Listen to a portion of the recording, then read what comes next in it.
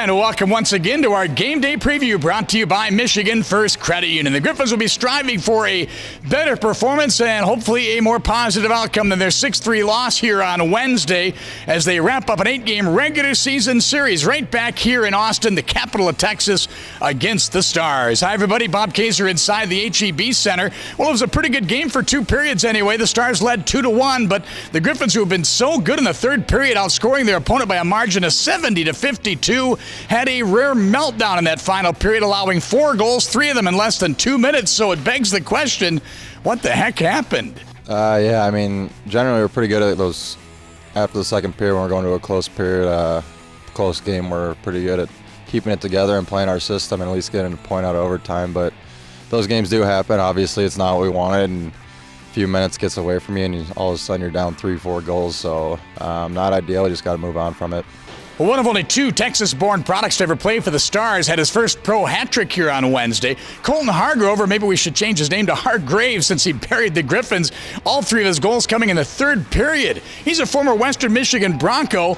Remember Sheldon Dries? What is it about these Broncos? Do they have something against the Griffins? Maybe they weren't happy that Detroit/Grand Rapids didn't sign him? And by the way, the Griffins trailing going into that 3rd period here on Wednesday, only the 19th time in 64 games they have been behind after 40 minutes of play. As far as tonight's game is concerned, the Griffins will have to deal with yet another call-up. Matt Pumple, if he plays tonight for the Red Wings in Las Vegas, will become the 177th Griffin to play in the National Hockey League. With his absence, Chase Pearson, who just signed out of the University of Maine after his junior season, he turns pro now. His father, Scott, played a number of games in the National Hockey League. He'll join a long line of former Maine Black Bears, the likes of Jimmy Howard and Gustav Nyquist, to play in a Griffins uniform. Yeah, I'm real excited. It's obviously a whirlwind few days, signing and then coming to report to Texas with TR. But yeah, I'm excited for tonight. Should be fun for me.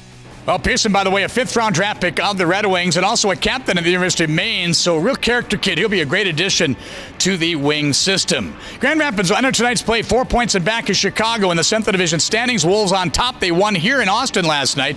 Iowa got beat out in Stockton last evening, so the Griffins and Wild remain tied for 2nd place. Griffins inching closer and closer to clinching a playoff spot for a 7th consecutive year. They'll be without Martin Firk again tonight. Upper body injury will sideline him for a 4th straight game. Not considered serious, though, so nothing to panic about. If you like goal scoring, well, come watch Grand Rapids and Texas play. Each have lit the lamp 26 times in the 7 games head-to-head. Griffins continue to have success here at HEB Center, where they're 8-4-1 in their last 13. Well, yours truly will be off tonight and tomorrow when the Griffins play in San Antonio, watching my son play in the ACHA D2 Nationals up the road here in Dallas. So I appreciate the Griffins organization allowing me to do that. You'll hear Brian Tosti, the voice of the Texas Stars, with his accounts of the game tonight on Wood Radio. We'll be joining in progress right after Michigan basketball. Thanks for joining us, everybody. Bob Kaiser saying so long from HEB Center in Austin.